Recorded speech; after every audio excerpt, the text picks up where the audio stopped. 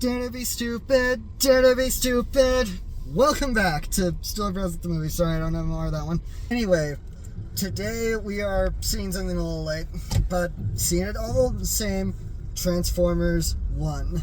So, about 5 years ago, it was announced that Josh Cooley, after the whirlwind success of Toy Story 4... Is it really whirlwind success when it's a sequel to one of the most popular franchises in modern animation history? I mean, you're not wrong, but still. But he joined up as the director of the Transformers 1 pretty quickly after Toy Story 4 got all of its accolades.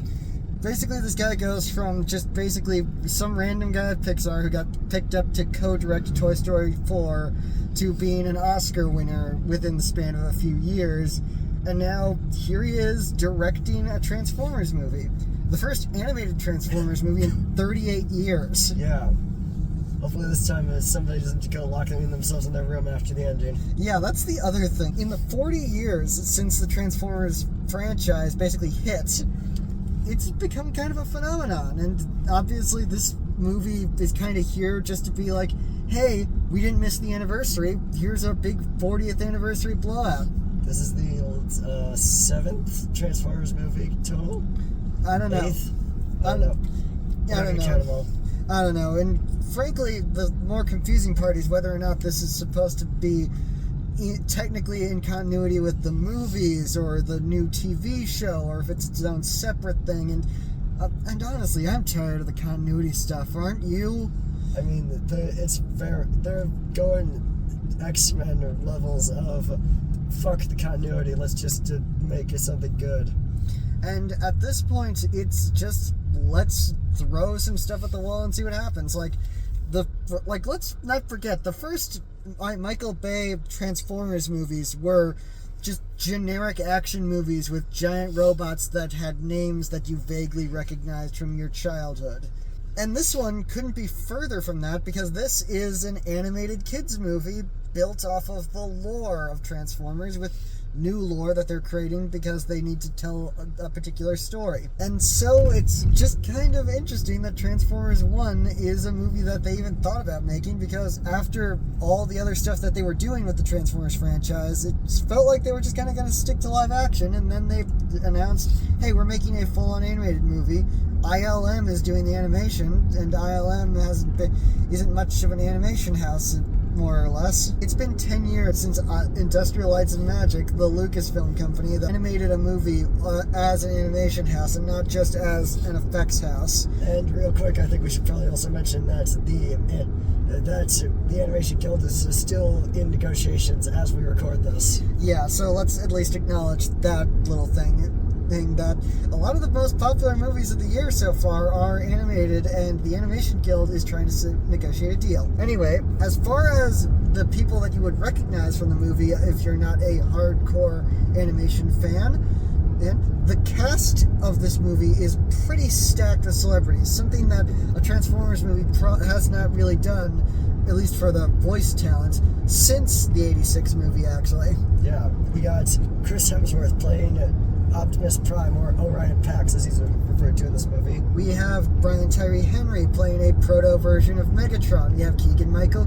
playing Bumblebee. We've got Scarlett Johansson playing very little used in the main franchise character, Ileana 1. We also have the likes of Steve Buscemi in there as well. Steve Buscemi playing the part that he was practically born to play as Starscream, and John Hamm playing another perfectly cast character with Sentinel Prime, if he's anything like the version of the character we've seen in iterations that we've seen. But yeah, this is a pretty star-studded cast in comparison to the other Transformers movies, because usually with those it'll be like, okay, we've got a collection of voice actors. Then after Age of Extinction it was like, maybe we'll sprinkle in a few celebrities like John Goodman or Michelle Yeoh or Peter Dinklage. Here, because it's a post-Aladdin animated movie, yes, they had to cram the cast with recognizable names. But these are recognizable names that are well-versed at doing interesting voices when asked to step up to the plate. Like, for example, Chris Hemsworth is supposedly not explicitly doing a Peter Cullen impression. Obviously, he didn't want to make it seem like they could have just hired Peter Cullen and instead they got the more bankable star. So Hemsworth is just doing like generic heroic voice. But then again, there's also the thing about the fact that when you actually listen to what Chris Hemsworth is doing with the character, it sounds a lot like Peter Cullen's version of the character. Yeah, but that's more than likely just because Chris Hemsworth's natural speaking voice with an American accent already kind of sounds like Peter Cullen. Yeah, when you consider where Peter Cullen supposedly got the voice for Optimus Prime of generic heroic leader voice, it kind of is like they came from very similar sources, so it's not hard to see where that came from. At the same time, apparently there are rumors that he's going to be in the G.I. Joe Transformers crossover movie. Yeah. But also Brian Tyree Henry adding something to Megatron, and like I said, Alita 1 in here probably because they were like, okay, we need to actually include one of the female Transformers in this because there's no human characters in this movie.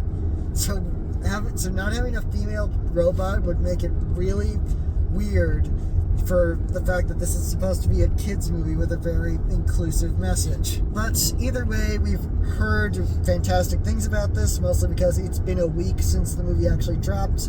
We were out of town. Sue us. Another thing is that a lot of people were actually shocked this movie was good. We're not amongst them because we kind of had some pretty high hopes for this from go, because it's a Transformers movie with Michael Bay having very little input. One of the writers is Eric Pearson, who's been working on a lot of the more recent Marvel stuff, including Fantastic Four and Blade. And the upcoming Thunderbolts.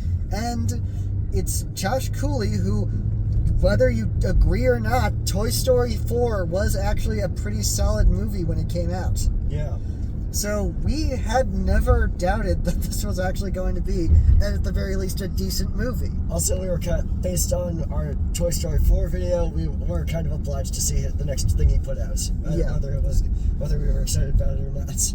Yeah, maybe one day he'll actually make an original movie and not something based off of someone else's IP. It's not a critique of him as a director, it's just saying maybe one day we'll see what kind of ideas he has when he's not trying to work off of someone else's established lore. Yeah. But for right now, we'll have to see what we think of it. Like we said, a lot of people have already praised this, especially people in the sphere of we love Transformers, and Transformers movies have been on a major upswing. So let's see where we land on it. Because remember, we briefly boycotted Transformers movies. Not enough to actually consider it a legitimate boycott, because it was only just one really awful movie that we still have not seen, thank God. But yeah, I guess if there's nothing else to say, see you after the jump. So yeah, that was pretty much everything that we heard it was going to be. Yep. So yeah, Transformers 1 is a really fun animated movie with a lot of fun, earnest moments and a lot of really good action. So let's get into it. First of all, oh wow, look, Josh Cooley's more than just a decent comedy director.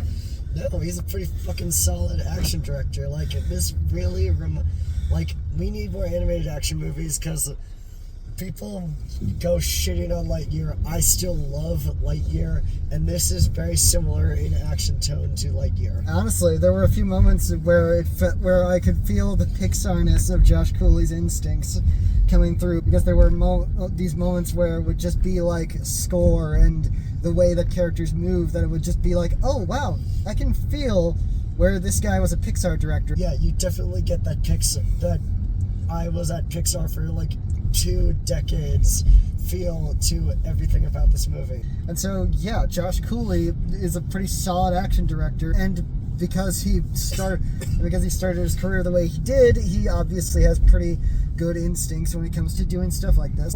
This is not a Pixar make you cry because we are going to build the relationships up and make make you feel for these characters movie. But this is definitely a movie that would not exist the way it needs to unless they actually knew how to properly establish the characters and the relationships to each other. And I think that is pretty well established, especially when you have to establish things like how Orion Pax, Chris Hemsworth's character, the progenitor of Optimus Prime, and D16, Brian Tyree Henry's progenitor to Megatron, are supposed to be really close friends. And this movie is about the desolation of a friendship, and that is the emotional core of the movie that you can invest it in. And I think it's also the fact that these actors all seem to have really good chemistry with each other, even though I seriously doubt most of them were even recording in the same room when they were doing their dialogue.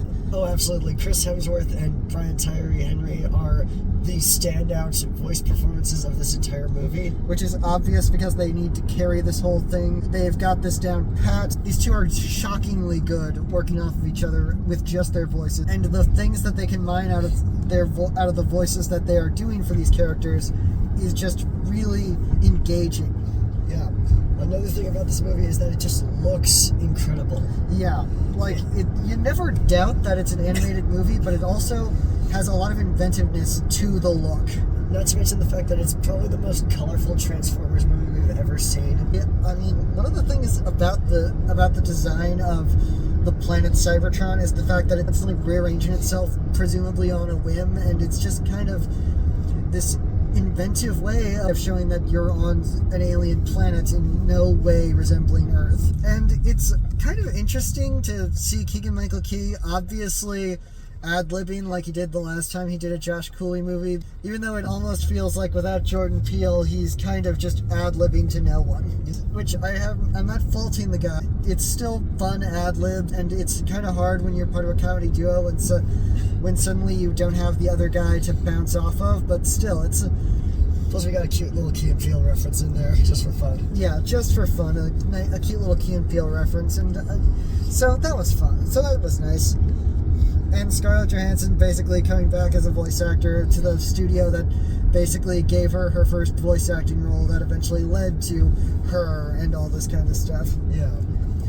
And of course, John Hamm playing Sentinel Prime. At the risk of spoiling things, he's very much doing what I think Wish was trying to do, but doing it a little more successfully. Yeah. And then, of course, Lawrence Fishburne. It's fucking Morpheus. He's going to kill it every time. It's Lawrence Fishburne basically trying to show off, hey, James Earl Jones is unfortunately no longer with us. I would like to audition to be your new James Earl Jones. And, cool. But all of it kind of really fits together in all these ways. It's like, I don't think this is a groundbreaking move. There have been a lot of great animated movies of the last few years, but realistically, a Transformers movie is going to could be nominated for a non-technical Oscar this year. Yeah, that's impressive on its own right. And I wouldn't blame it if it got really close. That would make Michael Bay an Oscar nominee. I wrecked it a little bit, didn't I? But yeah, this movie just really shows which direction the franchise could go in. I think we made it abundantly clear throughout the world of the Transformers that, hey, maybe we don't need to have these raunchy jokes and these caricature characters that make a lot of people uncomfortable. Obviously, sequels are on the table, and hopefully, this movie does better than it did the opening weekend, because apparently it didn't do great numbers, but it could pull an elemental and do great, and just make all of its work back as word of mouth continues to spread about it. Yeah, that's the thing. We are still living in a world where if something doesn't do well on opening weekend, the studio could potentially be like, okay, we're going to cut our losses and go on demand.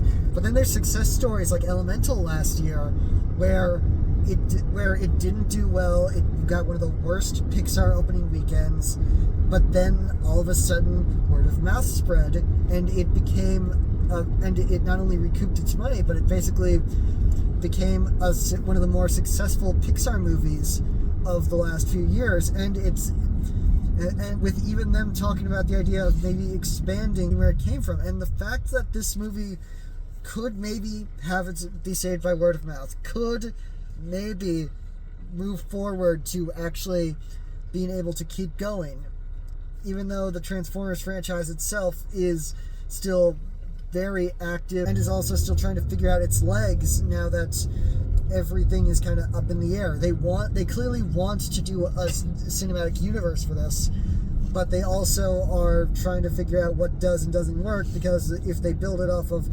specifically the Bay movies, they're going to need to deal with the fact that a lot of people didn't like the Bay movies as they were going along, but if they're building off a completely new continuity, they haven't really made a lot of that clear because they're taking elements from everything.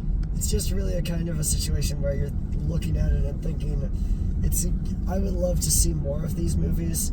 I would, as far as prequel movies go from this year, I would see 100 more. Like to see 100 more of these before I see one more Madam Web movie. Yeah. So, yeah, Transformers 1, really good. And speaking of the fact that it's a prequel, it does not fall into a lot of the same prequel holes that a lot of other prequel that we were talking about a while ago when we were talking about Furiosa. Oh, look at that, Chris Hemsworth, full circle. Yeah. But yeah, Transformers 1, really good. Glad to see it.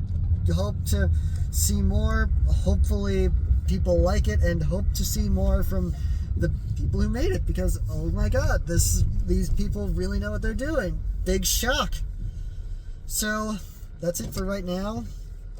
So be sure to like this video, subscribe to this channel, leave in the comments what you may or may not have thought of Transformers 1, and don't forget to tune in next time when we go to see the other robot cartoon. Bye.